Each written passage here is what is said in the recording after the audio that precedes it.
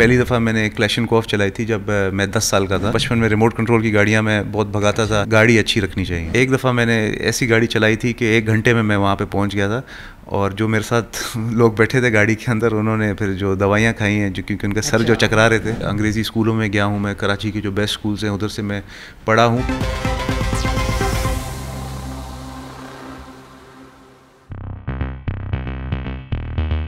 अस्सलाम वालेकुम नाजरीन, GNN प्लस के साथ मैं हूं फैज़ान सेठार। नाज़रीन, आज हम आपकी मुलाकात करवाने जा रहे हैं नबील गबोल के साहबजादे Nadir Gabol.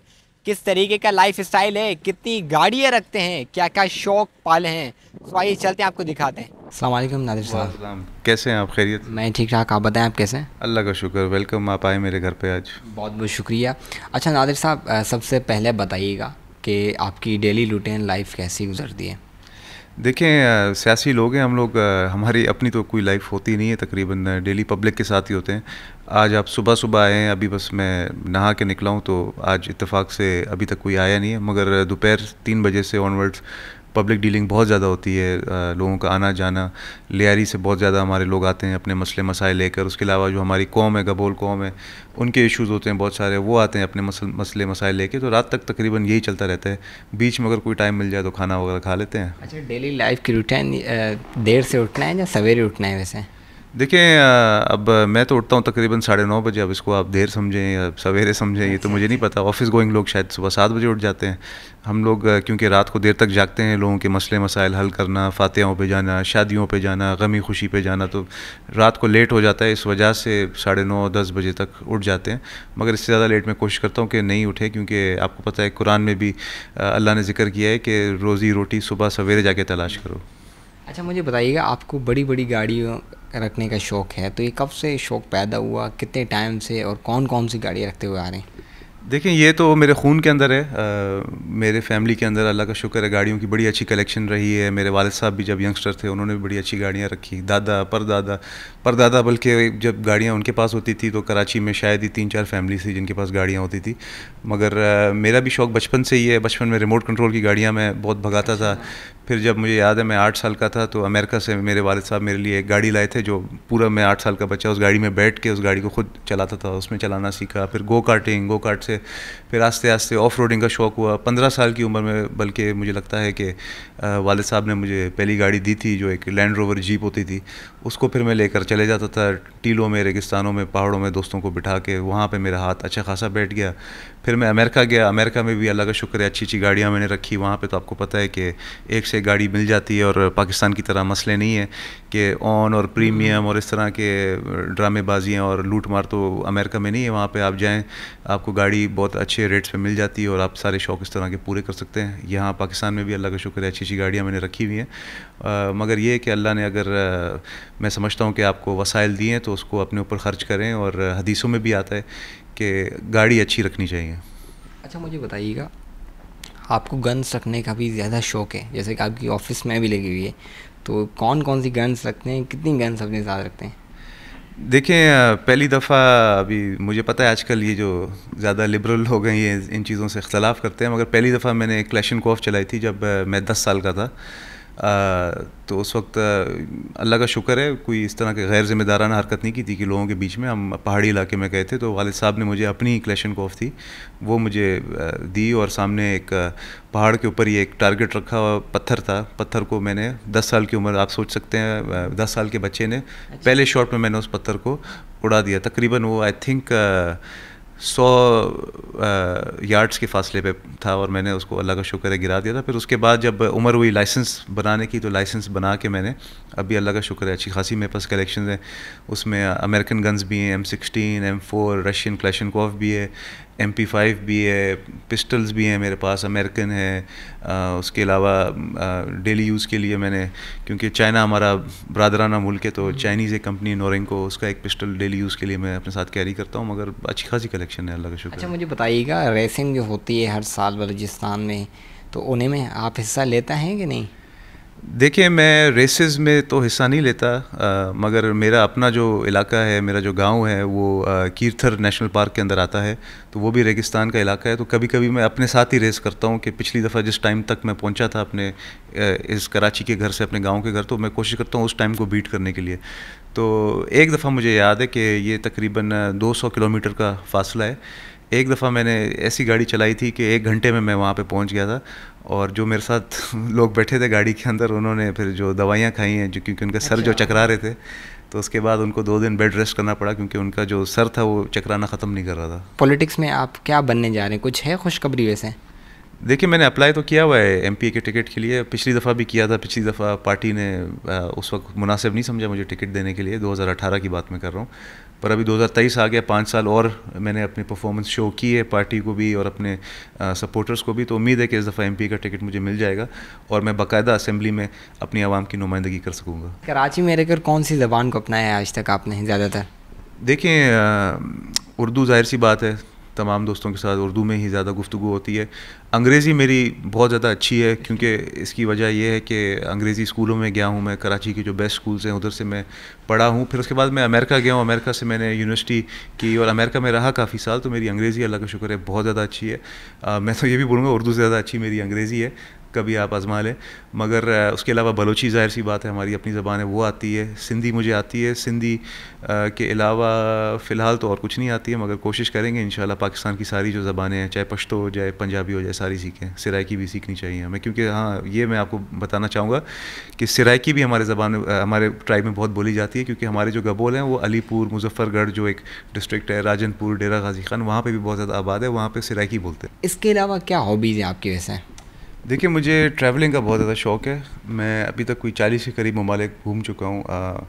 Canada, America, Mexico, London, Europe के बहुत ज़्यादा ममालिक, माशाल्लाह उम्रे भी मैंने किए हुए हैं। हज इंशाल्लाह 1-2 साल में इरादा है कि हज भी करूँगा। बाकी बस फूडी हूँ मैं बहुत बड़ा। खाने पीने का बड़ा शौक़ है मुझे। इटालियन खाने, फ़्रेंच खाने, मेक्सिकन, कोरियन, जापानीज़, इंडोनेशियन, जहाँ जहाँ के आप खाने बोल सकते हैं मैंने खाए हुए हैं। क्योंकि मैं जब न्यूयॉर्क में रहता था तो न्यूयॉर्क में एक इलाका है, उसका नाम है हेल्स किचन। वहाँ पे आप समझें कि अगर 200 ममालिक हैं दुनिया में, तो 180 मुल्कों के खाने वहाँ पे आपको मिलेंगे। वहाँ पे बहुत अच्छा मेरा एक्सपीरियंस रहा। एक्सप्लोर किया मैंने, दोस्त बनाए बहुत ज़्यादा अलग अलग ममालिक से, चाहे मलेशिया हो जाए, चाहे स्पेन हो जाए या इटली।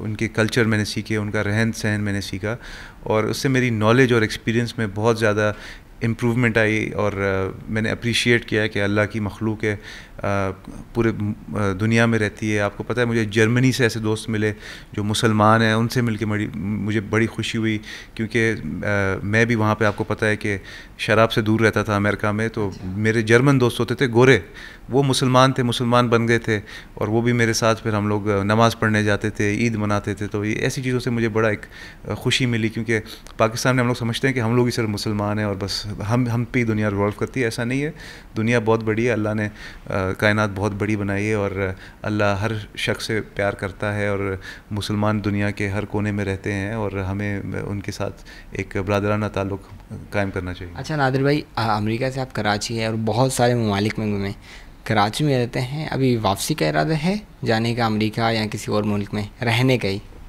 नहीं, देखें, वो तो जब मैं पहले भी गया था पढ़ने के लिए तो मुझे पता था कि मैं सिर्फ पढ़ने के लिए जा रहा हूँ और थोड़ा एक्सपोजर के लिए जा रहा हूँ। तो आना तो हमने हमेशा इधर ही था क्योंकि यहाँ पे ज़िम्मेदारियाँ कुछ ऐसी हैं। क्योंकि हम यहाँ पे, मैं समझता हूँ, अपने लिए, अपनी इंजॉयमेंट के लिए पैदा नहीं हुए हैं। हम लोग आवाम की खिदमत के लिए अल्लाह ने हमें ज़िम्मेदारी दी है। जो सियासी लोग होते हैं उनके ऊपर एक बहुत बड़ी ज़िम्मेदारी होती है। जो बाहर वाले देखते हैं कि यार प्रोटोकॉल में घूम रहे हैं, बड़ी गाड़ियों में घूम रहे हैं, एसी में बैठे हुए हैं।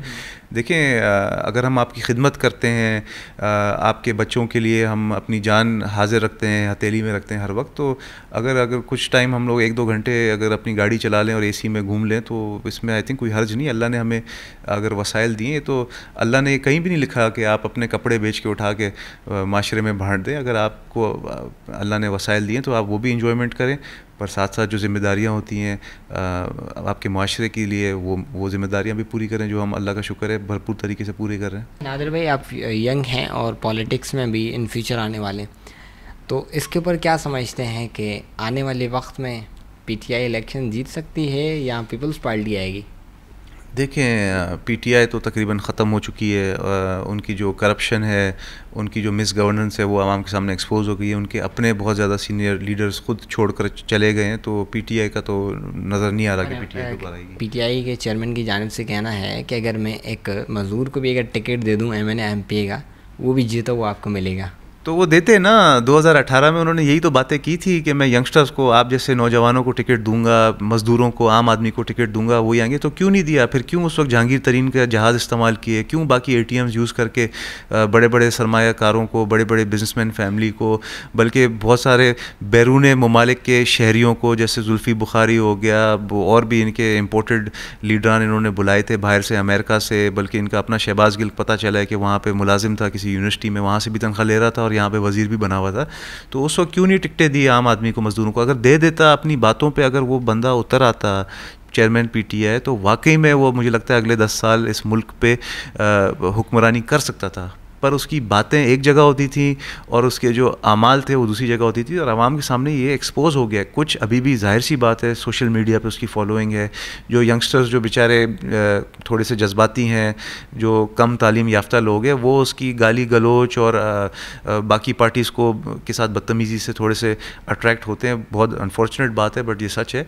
मगर इतने वो वोट नहीं ले सकता कि वो दोबारा से हुकूमत बना सके। इंशाल्लाह अगली हुकूमत पाकिस्तान पीपल्स पार्टी की होगी। जो कराची में रिज़ल्ट्स आए हैं उससे भी वाज़े हो चुका है। सिंध के अंदर जो हमने परफॉर्मेंस दी है, सिंध में हम मज़ीद स्ट्रॉन्ग हो गए हैं। साउथ पंजाब में हम बहुत स्ट्रॉन्ग हो गए हैं। बलूचिस्तान में हमने ठीक ठाक, हमने बड़ी बड़ी शख्सियात हैं वो पार्टी में आ गए हैं। देखें, कोई भी पार्टी जो है ना, वो किसी शख्स से नहीं बनती है, पूरी एक टीम एफर्ट होती है, टीम वर्क होती है। पार्टी के जो कारकुन होते हैं वो सबसे बड़ा असासा होते हैं किसी भी पार्टी का। तो पाकिस्तान पीपल्स पार्टी के जो कारकुन हैं वो हमारा सबसे बड़ा असासा है। वो जितने जज्बाती, एनर्जेटिक और पार्टी के साथ, पार्टी के फ़लसफ़े के साथ आज भी कायम है, उनकी वजह से इंशाल्लाह हम जीत कर आएंगे। अच्छा नादिर भाई, आखिर में क्या मैसेज देना चाहेंगे नौजवानों को जो आपकी लाइफ स्टाइल से मुतासिर हैं और आपकी लाइफ स्टाइल को देखना भी चाहते हैं? उनको क्या मैसेज देना चाहेंगे? वैसे मैं उनको यही बोलूँगा कि बैलेंस्ड रहें और कभी भी अपना जहन किसी तरफ बंद ना रखें। हर किसी की बात सुने